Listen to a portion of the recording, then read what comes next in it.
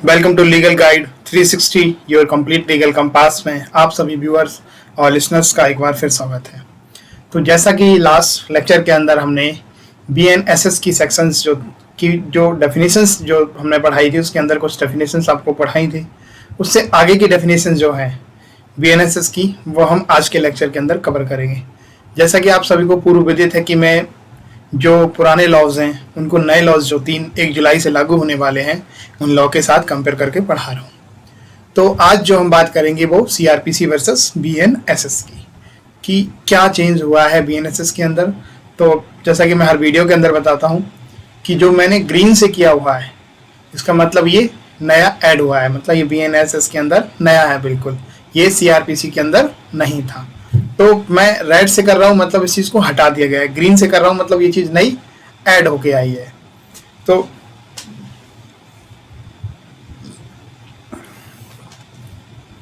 आज जो हम समझेंगे वो डेफिनेशन समझेंगे और डेफिनेशंस में भी परिभाषाओं में भी हम कौन सी परिभाषा समझेंगे, जैसे कि होगी इलेक्ट्रॉनिक्स कम्युनिकेशन।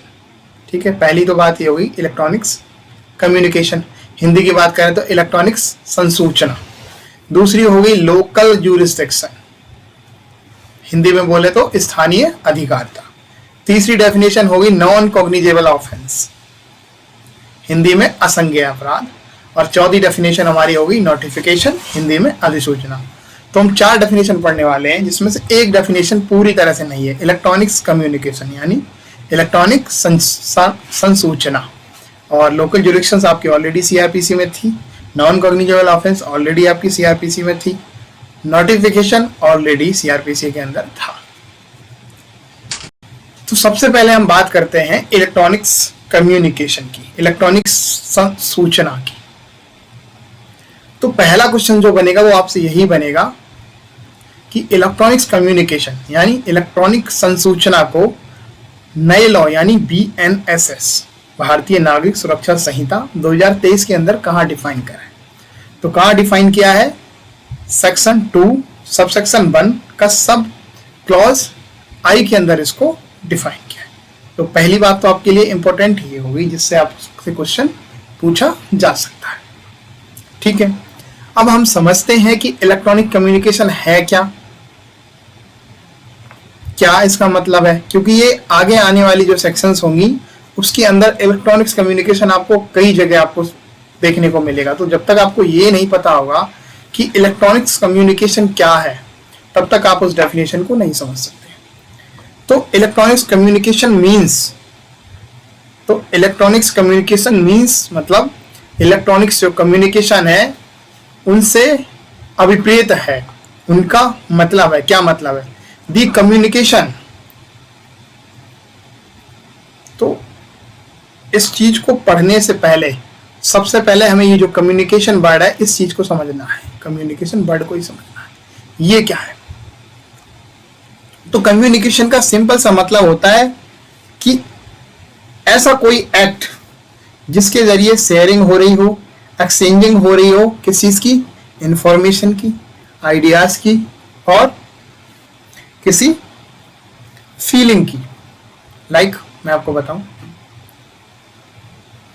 कि कोई व्यक्ति एक मैसेज शेयर करता है किसी दूसरे व्यक्ति को, कुछ लिख के अपनी फीलिंग्स, तो उन और दोनों जो व्यक्ति पहला है और जो व्यक्ति दूसरा, इन दोनों के बीच क्या हुआ, कम्युनिकेशन स्थापित हुआ है, संसूचना स्थापित हो गई। ऐसे ही कोई आइडिया एक व्यक्ति किसी दूसरे को भेजता है तो दोनों के बीच क्या हुआ, कम्युनिकेशन स्थापित हुआ। तो ये तो मतलब था कम्युनिकेशन का। अब इलेक्ट्रॉनिक्स कम्युनिकेशन का मतलब क्या है, तो द कम्युनिकेशन ऑफ एनी, कोई भी कम्युनिकेशन, चाहे वो एनी रिटन में हो, चाहे वो वर्बल चाहे मौखिक हो, चाहे पिक्टोरियल इंफॉर्मेशन में हो और चाहे वीडियो कंटेंट में हो। अब रिटन में आपको पता है, जैसे हमने कोई मैसेज लिखा किसी इलेक्ट्रॉनिक प्लेटफॉर्म पे, जैसे फोन पे कोई मैसेज टाइप किया मैसेंजर से और सेंड कर दिया, वो तो हो गया रिटन फॉर्म में। एक हमने बोल के मैसेज किया किसी डिवाइस में, वो भेज दिया हमने, वॉइस मैसेज हो गया, तो वो वर्बल हो गया। पिक्टोरियल इंफॉर्मेशन का मैं आपको बताऊं, ये सचित्र जानकारी होती है। अब इसमें होता क्या है, जैसे मैं आपको एग्जांपल से अगर समझाऊं तो आप ऐसे समझो कि ये मान के चलो एक बस है, ठीक है, एक बस है, ठीक है। अब इसमें कितने यात्री बैठे हैं इसके रिगार्डिंग यहाँ पे क्या बनाया हुआ है, इस तरह के ये बनाए हुए हैं, इसके आगे एक सारणी है, उसके अंदर ये चीजें बनाई गई हैं। तो पिक्टोरियल इंफॉर्मेशन इस तरह की होती है। तो अब इसके कॉलम के आगे इस तरह का कोई बनाया गया है, तो इसका मतलब है इस बस के अंदर 3 आदमी बैठे हुए हैं। फॉर एग्जाम्पल मैं समझा रहा हूं। ऐसे ही एक कोई सपोज करो कि कोई चीज बनी हुई है, ले लो, जैसे आप ढोलक ले लो, ठीक है, या आप कुछ और लेना चाह रहे हो तो आप वो ले लो, ढोलक लिया, उसके आगे इस तरह के बने हुए, मान लो ये एक और मैं बढ़ा देता हूँ इसको। अब इसकी जगह मैं क्या बना देता हूँ, कोई और चीज बना देता हूँ, जैसे कि ये वॉल बना देता हूँ मैं इसकी, ठीक है, ये वॉल हो गई। अब कितने लोग वॉल खेल रहे हैं, मान के चलो 6 लोग हैं। तो पिक्टोरियल इंफॉर्मेशन इस तरह की होती है, इस फॉर्म में जाती है, मतलब ये है कि 5 लोग वॉल खेल रहे हैं, ठीक। तो ये तो हुई पिक्टोरियल इंफॉर्मेशन। वीडियो कंटेंट क्या होता है, जो चौथी चीज है, वीडियो कंटेंट लाइक कोई भी वीडियो के फॉर्म में हो, जैसे कि आपका ब्लॉगर हो गया, या आप कोई अपना प्लान शेयर करते हो, या आप अपनी कोई एक्टिविटीज है वो शेयर करते हो, तो वो हो गया आपका वीडियो कंटेंट। मतलब जो वीडियो की फॉर्म में आपका कोई कंटेंट हो जो वीडियो की फॉर्म में हो, वो हो गया वीडियो कंटेंट। अब उस कुछ भी हो सकता है, ब्लॉगर हो गया, जैसे आपकी कोई एक्टिविटीज हो गया, आप कोई जानकारी है जो किसी दूसरे को वीडियो के फॉर्म के जरिए समझाना चाह रहे हो, वो हो गया। तो इस तरह की कोई भी चीज, इस तरह का कोई कम्युनिकेशन, चाहे वो रिटन में हो, फिर चाहे वो वर्बल हो, चाहे वो पिक्टोरियल इंफॉर्मेशन के फॉर्म में हो, चाहे वो वीडियो कॉन्टेक्ट के फॉर्म में हो, उसे ट्रांसमिटेड किया गया हो और ट्रांसफर किया गया हो। अब एक चीज यहां समझने वाली है, ट्रांसमिटेड और ट्रांसफर। तो ट्रांसफर का तो सिंपल सा होता है कि जो उसका स्वामी है, जो उस पर्टिकुलर, जैसे कोई डिवाइस है, मान के मैं आपको एग्जांपल से समझाऊं, जैसे ये एक डिवाइस है, ये फोन। अब इसका जो ओनर है, इसने कोई मैसेज भेजा किसी दूसरे व्यक्ति को जो इसका ओनर है, तो ये तो ट्रांसफर हो गया। ट्रांसमिटेड मतलब इसके फोन से कोई और अथॉरिटी इसको दूसरे को सेंड करवाए, वो ट्रांसमिटेड हो गया। लाइक जैसे इसका ओनर जिंदा ही ना हो तब वो चीज भिजवाई जा रही, या फिर पर्टिकुलर जिंदा है तब भी कोई अथॉरिटी इसको इंसिस्ट कर रही है इस चीज को करने के लिए, वो ट्रांसमिटेड हो गया। तो ये चीज समझ में आ गई। तो या तो ट्रांसमिटेड किया गया हो या ट्रांसफर करा गया हो। क्या किया गया हो, कोई रिटन कम्युनिकेशन, कोई वर्बल कम्युनिकेशन, कोई पिक्टोरियल इंफॉर्मेशन और कोई वीडियो कंटेंट, ठीक है। किसे किया गया हो, एक पर्सन टू, जैसे कि एक पर्सन ही हो गया, ये हो गया कोई दूसरा पर्सन, ठीक है, एग्जाम्पल के लिए। अब एक पर्सन से इस पर्सन को क्या कहना, भेजा गया हो, चाहे ट्रांसफर करा गया हो, चाहे ट्रांसमिटेड किया गया हो, दोनों में से कोई एक चीज करी गई हो, और कौन सा फॉर्म हो, चाहे रिटन हो, वर्बल हो, कुछ भी भेजा गया हो किसी फॉर्म में, चाहे इस व्यक्ति ने चाहे कोई वीडियो कंटेंट भेज दिया हो, चाहे पिक्टोरियल इंफॉर्मेशन इस व्यक्ति को भेज दिया हो, ठीक है। पहली बात तो ये चीज हो गई। अब दूसरी बात, एक पर्सन से दूसरे पर्सन को, दूसरी बात जो ये कह रहे हैं, from one device to another device. अब यहां पे हम ले लेते हैं 2 डिवाइस, ये मैंने 2 डिवाइस ले ली। अब एक डिवाइस से इसको भेजा गया, चाहे इस डिवाइस से इसको भेजा गया हो, ट्रांसमिटेड करा गया हो, चाहे ट्रांसफर करा गया हो, क्या करा गया हो, चाहे कोई रिटन कम्युनिकेशन हो, चाहे वर्बल कम्युनिकेशन हो, चाहे पिक्टोरियल इंफॉर्मेशन कम्युनिकेशन हो, चाहे वीडियो कंटेंट कम्युनिकेशन हो, वो एक डिवाइस से दूसरी डिवाइस को भेजा गया हो। फिर बात हो रही है हमारी तीसरी जो बात हो रही है इसके अंदर, from a person to a device. मतलब ये व्यक्ति इस व्यक्ति को ना भेज के डिवाइस को भेज दे रहा है। अब ये व्यक्ति कोई चीज इस डिवाइस को भेज दे रहा है, क्या, जैसे कोई रिटन कम्युनिकेशन हो गया, कोई वर्बल कम्युनिकेशन हो गया, सॉरी, ठीक है, कोई पिक्टोरियल इंफॉर्मेशन हो गई, कोई वीडियो कंटेंट हो गई, तो वो अब क्या कर रही है, व्यक्ति डिवाइस को भेज दे रहे हैं। तीसरी बात तो ये हो गई। चौथी बात हो गई कि इस डिवाइस के जरिए पर्सन को भेज दिया है। मान लो ये डिवाइस है, अभी पर्सन को भेज दिया है, ट्रांसफर करा हो चाहे ट्रांसमिटेड करा हो, क्या करा हो, चाहे रिटन कम्युनिकेशन हो, वर्बल कम्युनिकेशन हो, पिक्टोरियल इंफॉर्मेशन हो और वीडियो कंटेंट हो, उसे ट्रांसमिट या ट्रांसफर किया गया हो। तो 4 कंडीशन है, एक man to man, person to person भेजी गई हो, दूसरा डिवाइस टू डिवाइस भेजी गई हो, तीसरा पर्सन टू डिवाइस भेजी गई हो, चौथा डिवाइस टू पर्सन भेजी गई हो, चाहे वो ट्रांसफर करी गई हो, चाहे ट्रांसमिटेड की गई हो, और क्या की गई हो, कोई written communication, verbal communication, pictorial information communication और वीडियो कंटेंट कम्युनिकेशन, ठीक, by means of an electronics device. ठीक है, किसके जरिए? इलेक्ट्रॉनिक्स डिवाइस के जरिए भेजी गई हो। ये इंपॉर्टेंट चीज है इसमें, इन्होंने जो चीज भेजी है ना, किसी इलेक्ट्रॉनिक्स डिवाइस के द्वारा भेजी गई हो। अब उसके अंदर सम्मिलित क्या क्या हो गया? इंक्लूडेड, जैसे कि टेलीफोन हो गया, आपका मोबाइल फोन हो गया, और अदर वायरलेस टेलीकम्युनिकेशन डिवाइस, कोई वायरलेस टेलीकम्युनिकेशन डिवाइस हो गई, बहुत सारी वायरलेस होती है, जैसे आपका ब्लूटूथ हो गया, वायरलेस काम करता है, और भी सारी बहुत सारी आजकल जो डिवाइस आ रही है इलेक्ट्रॉनिक्स जो वायरलेस है, और कंप्यूटर, कंप्यूटर हो गया, और ऑडियो वीडियो प्लेयर, तो ये, और कैमरा, ठीक। तो ये 5 चीजें, जैसे टेलीफोन, मोबाइल फोन, तुम्हारी वायरलेस टेलीकम्युनिकेशन डिवाइस, कंप्यूटर हो गया, ऑडियो वीडियो प्लेयर हो गया, कैमरा हो गया, इनके जरिए कोई रिटन कम्युनिकेशन, कोई वर्बल कम्युनिकेशन, या कोई पिक्टोरियल इंफॉर्मेशन, या कोई वीडियो कंटेंट चाहे ट्रांसमिटेड किया जाए, ट्रांसफर किया जाए, कैसे? One person to another person, one device to another device, one person to device, device to person, अगर किया जाता है तो इसे हम इलेक्ट्रॉनिक्स कम्युनिकेशन कहेंगे। इसके आगे एक चीज और, एनी अदर कम्युनिकेशन डिवाइस, इसके अलावा कोई और डिवाइस, जो 5 डिवाइस अभी हमने बताई, जैसे ऑडियो वीडियो प्लेयर हो गया, कैमरा हो गया, वायरलेस कम्युनिकेशन, इसके अलावा हमारा जो लॉ कह रहा है वो कह रहा है और एनी अदर इलेक्ट्रॉनिक्स डिवाइस जिसे क्या करा गया हो? नोटिफिकेशन दिया गया हो, किसके द्वारा? सेंट्रल गवर्नमेंट के द्वारा, जिसे स्पेसिफाइड करा गया हो नोटिफिकेशन के द्वारा, कि इसके जरिए भी आप रिटन कम्युनिकेशन कर सकते हो, वर्बल कम्युनिकेशन कर सकते हो, पिक्टोरियल इंफॉर्मेशन ट्रांसफर या ट्रांसमिटेड कर सकते हो, या वीडियो कंटेंट जो है वो उसके ट्रांसमिटेड या ट्रांसफर कर सकते हो। तो एक सिंपल लाइन के अंदर मैं बताऊं, इलेक्ट्रॉनिक्स कम्युनिकेशन मतलब सिंपल सा है कि कोई कम्युनिकेशन, चाहे वो रिटन में हो, चाहे वो वर्बल में हो, चाहे वो पिक्टोरियल इंफॉर्मेशन के फॉर्म में हो, चाहे वो वीडियो कंटेंट के फॉर्म में हो, उसे चाहे टेलीफोन के द्वारा, चाहे मोबाइल फोन के द्वारा, और चाहे अदर टेलीकम्युनिकेशन, कोई वायरलेस टेलीकम्युनिकेशन के द्वारा, चाहे कंप्यूटर के द्वारा, चाहे ऑडियो वीडियो प्लेयर के द्वारा, कैमरा के द्वारा, और कोई इलेक्ट्रॉनिक्स डिवाइस के द्वारा जिसे सेंट्रल गवर्नमेंट ने नोटिफिकेशन के द्वारा स्पेसिफाइड करा हो, उनके द्वारा कोई चीज ट्रांसमिटेड और ट्रांसफर की जाती है एक पर्सन से दूसरे व्यक्ति को, या एक पर्सन से डिवाइस को, या डिवाइस से पर्सन को, या डिवाइस टू डिवाइस। तो ऐसे कम्युनिकेशन जो होगा इलेक्ट्रॉनिक्स कम्युनिकेशन के द्वारा, उसको हम कहेंगे इलेक्ट्रॉनिक्स कम्युनिकेशन। आई होप आपको बहुत अच्छे से समझ ये आई होगी। नेक्स्ट जो डेफिनेशन है हमारी लोकल ज्यूरिडिक्शन, तो सीआरपीसी के अंदर इसको ऑलरेडी जगह दी गई थी, नए लॉ के अंदर भी दी गई है, कुछ भी चेंज इसके अंदर नहीं देखने को मिलता है।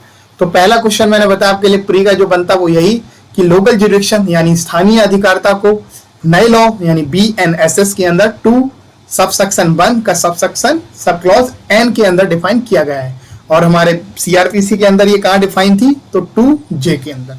तो ये चीज आपको याद रखनी, सीआरपीसी में 2J और BNS के अंदर 2 सब क्लॉज N, ठीक। तो लोकल ज्यूरिडिक्शन होती क्या है इसको समझ लेते हैं। Local jurisdictions in relation to a court और मजिस्ट्रेट, तो कोर्ट पहली बात, और मजिस्ट्रेट, कोर्ट और मजिस्ट्रेट के संबंध में समझ लेते हैं। ये कह रहे हैं कोर्ट और मजिस्ट्रेट के संबंध में लोकल ज्यूरिडिक्शन क्या है, तो कह रहे हैं means the local area with in which the court और मजिस्ट्रेट में एक्सरसाइज ऑल और एनी ऑफ इट्स और हिज पावर्स। तो ये कह रहे हैं मान के चलो कि वो ये एरिया है, चलो यही ले लेते हैं कि ये कोई एरिया है, इस एरिया के अंदर कोई वो है। तो अब इस एरिया के अंदर कोर्ट और मजिस्ट्रेट साहब ये तो अपनी पूरी पावर्स, ऑल पावर्स का इस्तेमाल करने की पावर होने, या उसमें से कुछ पावर इस्तेमाल करने का हो, किसके अंदर? इस एरिया के अंदर मजिस्ट्रेट को और कोर्ट को अपनी पूरी पावर इस्तेमाल करने का हो, या उसमें से कुछ पावर इस्तेमाल करने का राइट हो इस कोड के अंतर्गत, इस संहिता के अंदर। और इस तरह का जो एरिया होगा ये पूरा स्टेट भी हो सकता है, ये पूरा स्टेट भी हो सकता है, और हो सकता है कि इस स्टेट का पर्टिकुलर कुछ पार्ट हो, जैसा भी जो तुम्हारी स्टेट गवर्नमेंट है नोटिफिकेशन के द्वारा स्पेसिफाई करे, तो उसे हम कहेंगे लोकल ज्यूरिडिक्शन। अब मैं बताऊं लोकल ज्यूरिडिक्शन का मतलब, एक लाइन में लोकल ज्यूरिडिक्शन का मतलब ये है कि कोर्ट और मजिस्ट्रेट के संबंध में आपको इसको समझना है। तो जिस पर्टिकुलर एरिया के ऊपर वो मजिस्ट्रेट साहब, वो कोर्ट अपनी पावर का इस्तेमाल कर ले, चाहे पूरी का कर ले या फिर पर्टिकुलर कुछ पावर का इस कोड के अंतर्गत, तो ऐसे एरिया को हम लोकल जुरिडिक्शंस कहेंगे, उस कोर्ट की, उस मजिस्ट्रेट की। और इस जो एरिया में हो सकता है ये पूरा एरिया स्टेट हो या पर्टिकुलर इस एरिया में स्टेट का पर्टिकुलर कुछ पार्ट हो, जैसा भी स्टेट गवर्नमेंट ने बाई नोटिफिकेशन स्पेसिफाई किया हो। तो एक क्वेश्चन कई बार यहां से बन जाता है कि नोटिफिकेशन की बात किसने करी है, स्टेट गवर्नमेंट ने करी है। तो सिर्फ इसके अंदर यही इंपॉर्टेंट था आपके लिए। अब बात कर लेते हैं नॉन कॉग्निजेबल ऑफेंस यानी असंज्ञेय अपराध की। तो पहली चीज BNSS के अंदर इसको जगह मिली है 2 सबसेक्शन 1 सब क्लॉज O के अंदर, और अगर बात CRPC की करें तो 2L के अंदर ये डिफाइन था। अब बात कर लेते हैं कि नॉन कॉग्निजेबल ऑफेंस होता क्या, असंज्ञेय अपराध होता क्या है। तो मैं आज यहाँ कॉग्निजेबल ऑफेंस और नॉन कॉग्निजेबल ऑफेंस के बीच में मेंस में अंतर पूछा जाता है, तो वो भी आपके साथ डिस्कस कर दूंगा। तो पहले समझ लेते हैं non cognizable offence means an offence for which and non cognizable case means a case in which a police officer has no authority to arrest without warrant. इसमें एक सिंपल सी ये लाइन लिखी है कि नॉन कॉग्निजेबल ऑफेंस का मतलब सीधा सा है जहां पुलिस ऑफिसर को अरेस्ट करने की अथॉरिटी ना हो without warrant. Without warrant police officer जहां अरेस्ट ना कर सके वो नॉन कॉग्निजेबल ऑफेंस है, ये हमें सेक्शन बताते हैं। बस इतनी सी बात आपको भी याद रखनी है। क्वेश्चन जो बनता मींस का वो मैं आपको क्लियर कर देता हूं। तो distinguish between cognizable and non cognizable offence. तो सबसे पहले कॉग्निजेबल में ऑलरेडी पढ़ा चुका हूं, इसके अंदर भी मैंने लिखा जो अंतर है बेसिक वो रखने, और मेंस पे पूछा जाता है आपको इतना ही लिखना है। तो कॉग्निजेबल की बात कर लें। In cognizable offence an officer can take cognizance of an arrest a suspect without seeking a court warrant to do so if he has reason to believe that the person has committed the offense and is satisfied that the arrest is necessary on certain enumerated basis। तो ये कह रहा है कि cognizable case में जो police officer है उसको परमिशन की आवश्यकता नहीं है वारंट लेने की अरेस्ट करने के लिए, ठीक है। उसे बस इतना बिलीव हो सकता है कि इस व्यक्ति ने कॉग्निजेबल ऑफेंस किया है, बस वो अपने आप से सेटिस्फाई हो जाता है और उसको लगता है कि इसको अरेस्ट करना आवश्यक है तो उसको अरेस्ट कर लेगा कॉग्निजेबल केस में। Cognizable offence are those that require an immediate arrest. तो कॉग्निजेबल केस के अंदर क्या होता है, इमीडिएट अरेस्ट रिक्वायर होती है। Cognizable offence are generally heinous और सीरियस इन नेचर। तो जो कॉग्निजेबल ऑफेंस होते हैं वो जनरली हीनियस और सीरियस इन नेचर ही होते हैं, सच है जैसे मर्डर हो गया, रेप हो गया, किडनैपिंग हो गई, थेफ्ट हो गई, डाउरी हो गई, डाउरी डेथ हो गई, etc। अब बात नॉन कॉग्निजेबल की करें, अंतर की करें, तो offences in case of a non cognizable offence the police can not arrest the accused without a warrant. Cognizable में पुलिस क्या कर रही थी, अरेस्ट कर ले रही थी विदाउट वारंट की, उसे आवश्यकता नहीं थी वारंट लेने की, ठीक है। उसको रीजन हो जाए और वो अगर सेटिस्फाई हो जाता कि कॉग्निजेबल केस किया तो वो अरेस्ट कर सकता था, ठीक है। पर नॉन कॉग्निजेबल कह रहे हैं कि भाई साहब उसको वारंट चाहिए ही चाहिए होगा, विदाउट वारंट वो अरेस्ट नहीं कर सकता, अरेस्ट तो कर ही नहीं सकता। As well as can not start an investigation without the permission of the court. यहां तक तो ठीक है, अरेस्ट तो कर ही नहीं सकता, साथ ही साथ वो इन्वेस्टिगेशन भी स्टार्ट नहीं कर सकता without the permission of the court. जब तक हमारा जो कंसर्न उसका कोर्ट होगा उस पुलिस स्टेशन का, तो वो पुलिस ऑफिसर जहां क्राइम घटित हुआ है वो अरेस्ट तो करेगा ही नहीं without warrant. Non cognizable case में आपका इन्वेस्टिगेशन भी नहीं चला सकता without permission of the court. अब इस तरह के जो नॉन कॉग्निजेबल केस होते हैं लाइटर्स होते हैं, थोड़े से नेचर वाइज क्या होते हैं, लाइटर होते हैं, बहुत ज्यादा हीनियस और सीरियस नहीं होते हैं। जैसे फॉर्जरी हो गई, चीटिंग हो गई, डिफेमेशन हो गई, पब्लिक नॉनसेंस, ये नॉन कॉग्निजेबल कैटेगरी में गिरते हैं। बस यही बेसिक अंतर है इन दोनों के बीच में, कॉग्निजेबल और नॉन कॉग्निजेबल। हाँ जी, तो नेक्स्ट सेक्शन है नोटिफिकेशन, अधिसूचना। तो पहला क्वेश्चन हमारा क्या रहता है कि BNSS के अंदर नोटिफिकेशन को जगह कहां मिली है। तो नोटिफिकेशन को जगह मिली है 2 सबसेक्शन 1, और ये O इसमें गलत है, O की जगह आपको P कर देना है, यहां पर P होगा, ठीक है। 2 सबसेक्शन 1 सब क्लॉज P के अंदर नोटिफिकेशन को मिला हुआ है। और बात अगर CRPC की करें तो L की जगह पर m हो जाएगा, 2m के अंदर जगह मिली हुई थी नोटिफिकेशन को। समझ लेते हैं कि नोटिफिकेशन का मतलब क्या है। आपसे सिर्फ यही इस क्वेश्चन में सिर्फ इतना पूछ सकते हैं कि नोटिफिकेशन का को डिफाइन कहाँ किया, सीआरपीसी में कहाँ डिफाइन किया था 2m, और बीएनएसएस में कहाँ डिफाइन किया था 2 सबसेक्शन 1 का सब क्लॉज p के अंदर डिफाइन किया था। ठीक है, तो मैं बता दूं नोटिफिकेशन का मतलब क्या है, नोटिफिकेशन से क्या अभिप्रेत है। और notification publish in the official gazette, जो नोटिफिकेशन ऑफिशियल गजट में पब्लिक हो उसे ही हम नोटिफिकेशन कहेंगे।